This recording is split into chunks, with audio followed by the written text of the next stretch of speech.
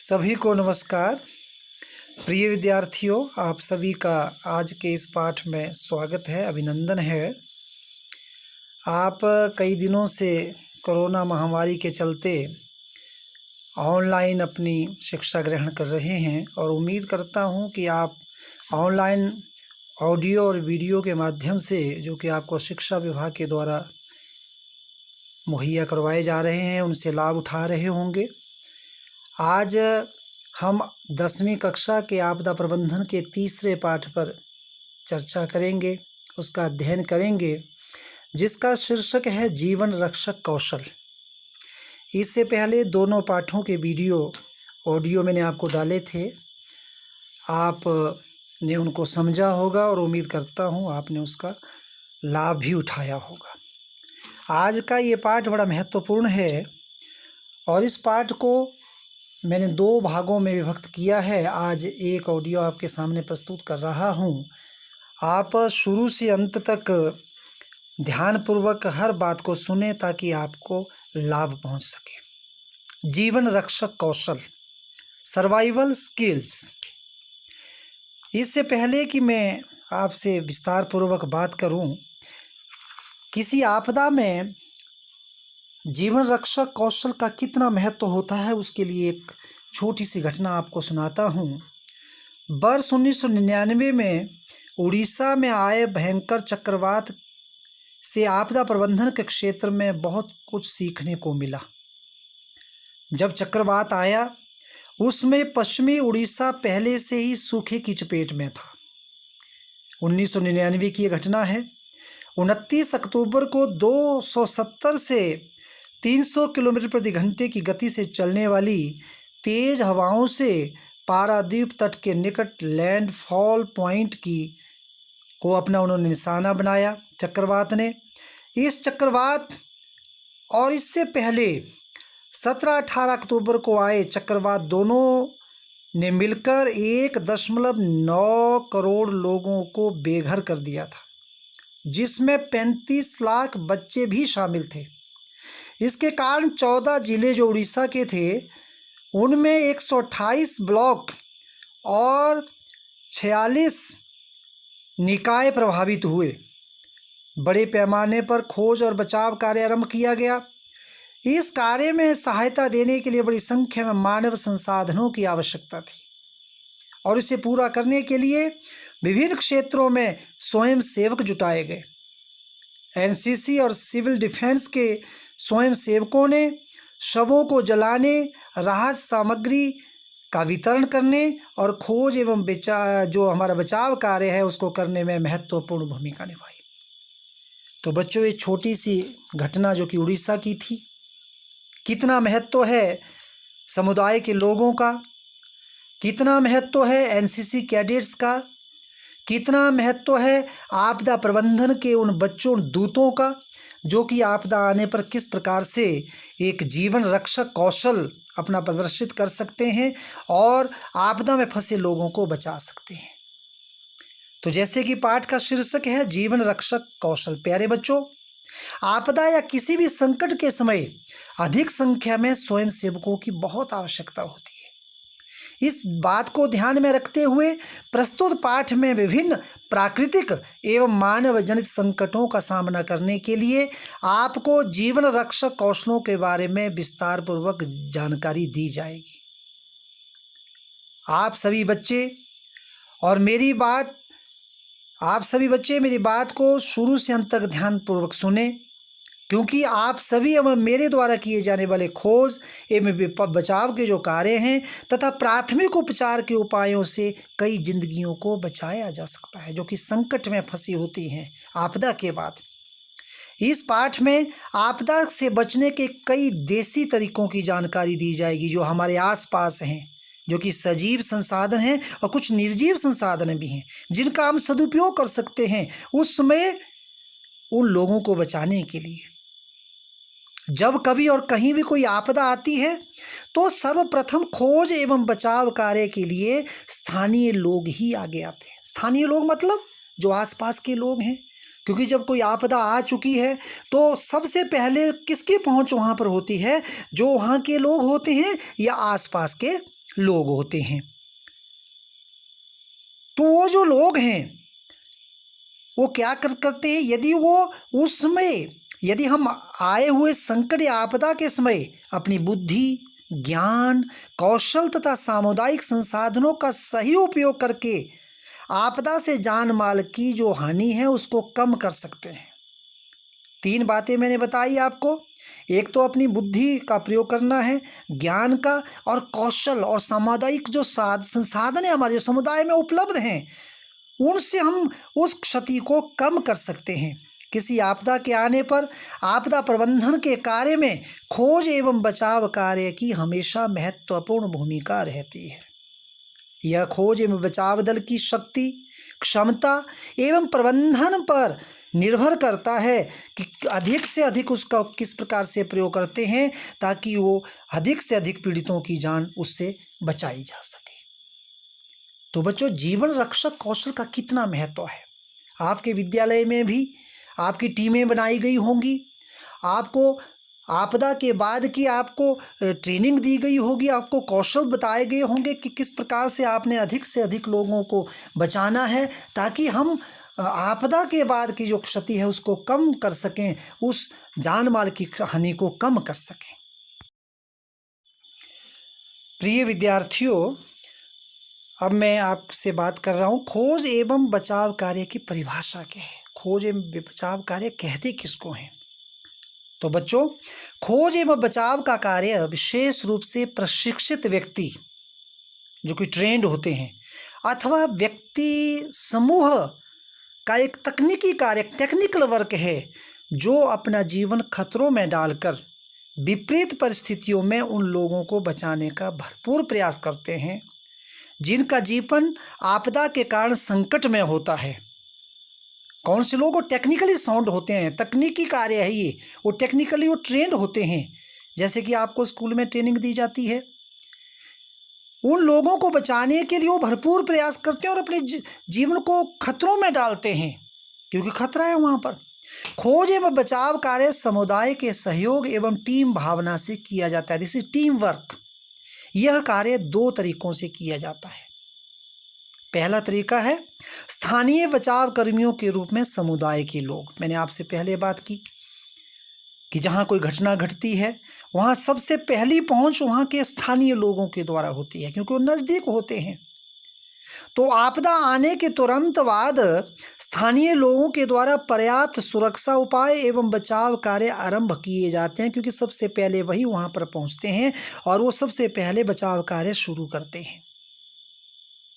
और दूसरा, मान लीजिए वहाँ के लोग प्रशिक्षित नहीं हैं, स्थानीय लोग वो पहुँच तो गए हैं लेकिन गड़बड़ी है वहाँ पर। टेक्निकली जो साउंड लोग हैं, जो कि प्रशिक्षित लोग हैं, वो चाहिए।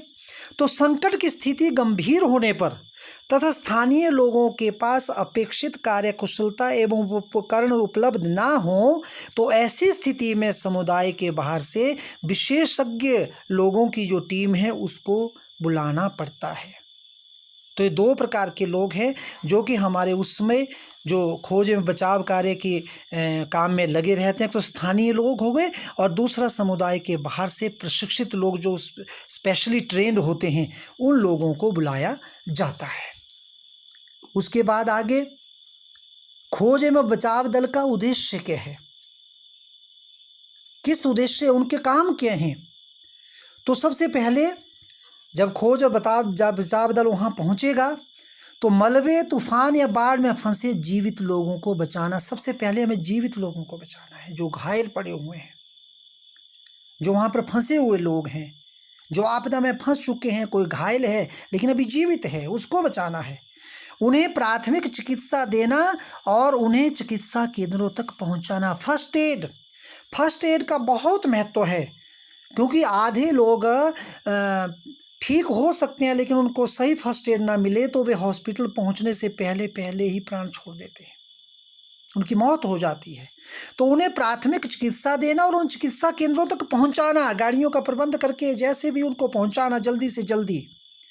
और अगला उनका उद्देश्य है जो हमारी खोज बचाव दल है, बचाए गए लोगों को अस्थायी सहायता देना और आश्रय प्रदान करना। और उसके बाद अगला उद्देश्य है खतरनाक ध्वस्त इमारतों या ढांचों को अस्थायी रूप से सहारा देना। कहीं ऐसा ना हो कि आप वहाँ पर फंसे हुए लोगों को बचाने के लिए गए हैं और जो टूटी हुई आधी इमारत है वो ढह जाए और जो वहाँ पर गए हुए हैं वो भी खतरे में पड़ जाएं। और इसके बाद मृतकों को उनके परिजनों को सौंपना तथा उनका अंतिम संस्कार करना उनके धर्म के नियम अनुसार। और समुदाय के लोगों में जागरूकता पैदा करना तथा उन्हें अपना बचाव स्वयं करने के तरीके बताना।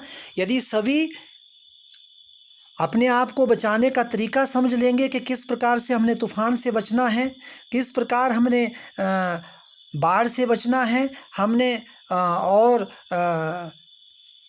आपदाओं से बचना है, तो बहुत कम हानि की संभावना फिर रहती है। तो ये उद्देश्य हैं जो कि ये खोज और बचाव दल के जो कार्य हैं, जो उनके उद्देश्य हैं, उनको ये काम करना है। फिर इस खोज और बचाव दल का गठन कैसे किया जाएगा, इसमें कौन कौन से लोग आएंगे? तो सबसे पहले तो जो इसमें लोग होंगे बड़े स्वस्थ होना चाहिए। वो व्यक्ति, वो नवयुवक, वो जो भी होगा वो स्वस्थ होना चाहिए, ईमानदार हो तथा आपात स्थिति में कार्य करने की क्षमता एवं इच्छा रखने वाले स्वयंसेवी हों, जो कि स्वेच्छा से काम करने वाले, जिनमें जुनून की भावना हो, ईमानदारी हो। और दूसरा जो उनके लिए पॉइंट रहेगा, 18 वर्ष की आयु से अधिक थोड़ा बहुत पढ़े लिखे स्वयंसेवी, ताकि वो पढ़े लिखे भी हों और 18 साल से अधिक की उम्र, क्योंकि बाल मजदूरी हमारे यहाँ नहीं करवाई जा सकती, छोटे बच्चों को नहीं लगाया जा सकता। स्कूल लेवल पे तो हम काम करा रहे हैं, उनको भविष्य के लिए तैयार कर रहे हैं। खोज एवं बचाव दल में पूर्व सैनिकों तथा वर्तमान सैनिकों एवं सैनिक अधिकारियों को प्राथमिकता दी जाती है, क्योंकि वे इस कार्य के लिए उनको ट्रेन किया जाता है। वे अनेक प्रकार की परिस्थितियों का उन्होंने सामना किया होता है और उन परिस्थितियों से जूझने और कम से कम क्षति करने के लिए, जो जान माल की क्षति है उसको कम से कम करने का वो प्रयास करते हैं, because they are trained persons. जो हमारे पूर्व सैनिक हैं, रिटायर्ड पर्सनलिटीज़ हैं, आर्मी पर्सन हैं, वर्तमान सैनिक हैं जो कि सेना में हैं, आपने देखा किस प्रकार से वो कितनी आपदाओं को झेलते हैं, और सैनिक अधिकारी हैं उनके, उन सबको प्राथमिकता दी जाती है। तो बच्चों, आपने भी अपने विद्यालय में खोज एवं बचाव दल का गठन किया होगा डिजास्टर मैनेजमेंट के तहत, आप भी उसके सदस्य होंगे। तो ये चीज़ें आपके अंदर होनी चाहिए, आप स्वस्थ होने चाहिए, ईमानदार होने चाहिए, आप में एक जुनून होना चाहिए, एक स्वेच्छा से आप काम करने वाले होने चाहिए, और आप वो सही ढंग से ट्रेनिंग भी दी गई होनी चाहिए। यदि आपको ट्रेनिंग नहीं दी गई या ट्रेन नहीं किया गया है तो आप अपने विद्यालय के अध्यापकों से, प्रधानाचार्य से निवेदन कर सकते हैं। हमारे स्वास्थ्य अधिकारी हैं, हमारे फायर ब्रिगेड वाले हैं और अधिकारी हैं, उनको बुलाकर आपको और अच्छी ट्रेनिंग दी जा सकती है। प्यारे बच्चों, अब हमारा जो खोज एवं बचाव दल है उसके कर्तव्य क्या हैं, उसकी ड्यूटीज़ क्या हैं, आपदा के समय उनको क्या क्या काम करना है। तो सबसे पहला कर्तव्य है समय बचाने के लिए आपदा प्रभावित प्रदेश के बारे में उचित जानकारी प्राप्त करना, कि जहां हम कार्यस्थल पर जा रहे हैं वो किस प्रकार की वहाँ की लोकेशन है, वहाँ की पूरी जानकारी लेना, ताकि समय की बचत हो तथा प्रभावी कार्य किया जा सके, क्षति को कम किया जा सके, हानि को कम किया जा सके। और दूसरा है क्षति की अधिकतम सीमा, सामग्री तथा इस बात की जानकारी प्राप्त करना कि और क्षति की संभावना है अथवा नहीं, कहीं और क्षति तो नहीं होगी। और तीसरा है सर्वेक्षण करते समय देखो, सुनो और अनुभव करो के नियमों का अनुसरण करना। बहुत महत्वपूर्ण बिंदु हैं तीनों। सबसे पहले देखो, प्रदेश में घटित घटनाओं की निजी तौर पर बारीकी से जांच पड़ताल करना, देखभाल करके जांच पड़ताल करना, उसके बारे में चिंतन करना। और सुनो, सरकारी रिकॉर्ड, मीडिया की रिपोर्टों तथा समुदाय से मिली जानकारी को ध्यान से सुनना।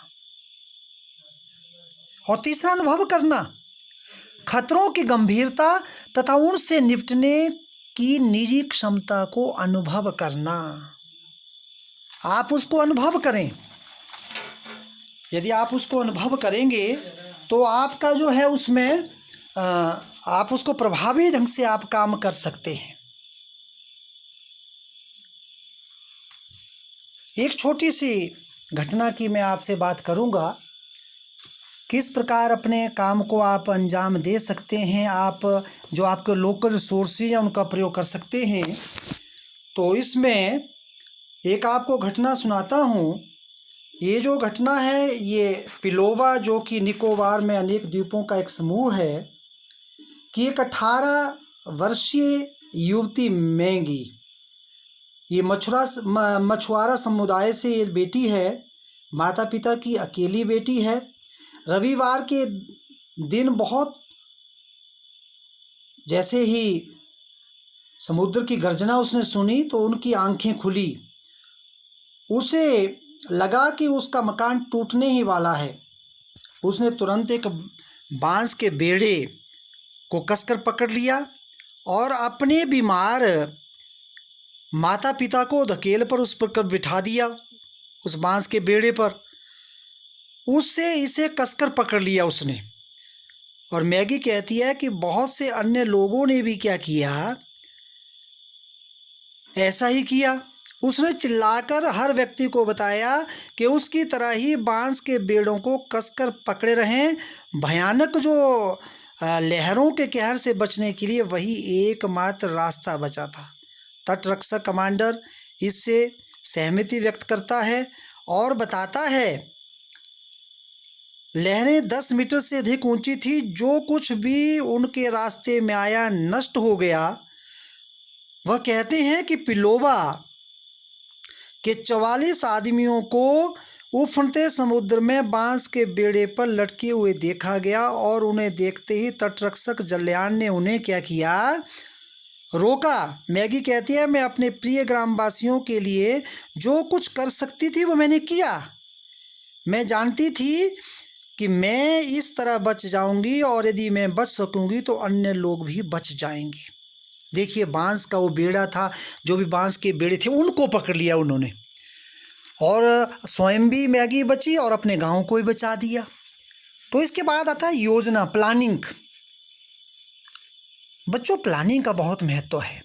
आपदा के बाद बचाव कार्य टीम भावना से किया जाता है तथा परिस्थितियों के अनुकूल जवाबी कार्यवाही करने के लिए टीम के सदस्यों में तालमेल तथा योजनाबद्ध ढंग से कार्य करने की भावना होनी चाहिए।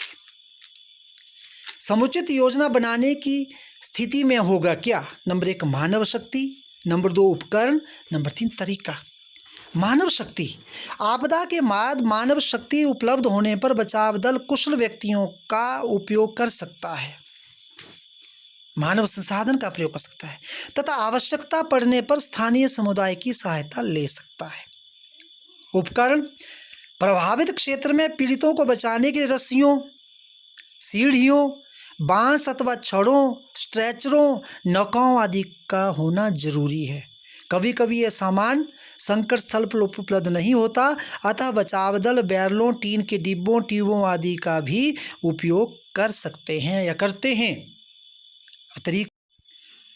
प्यारे विद्यार्थियों, जीवन रक्षक कौशल जो कि आपदा प्रबंधन का तीसरा पाठ है, इसका ये पहला भाग मैंने आपके सामने रखा। आपको समझ आया होगा। अगला भाग दूसरे ऑडियो में आपको प्रस्तुत करूंगा। धन्यवाद।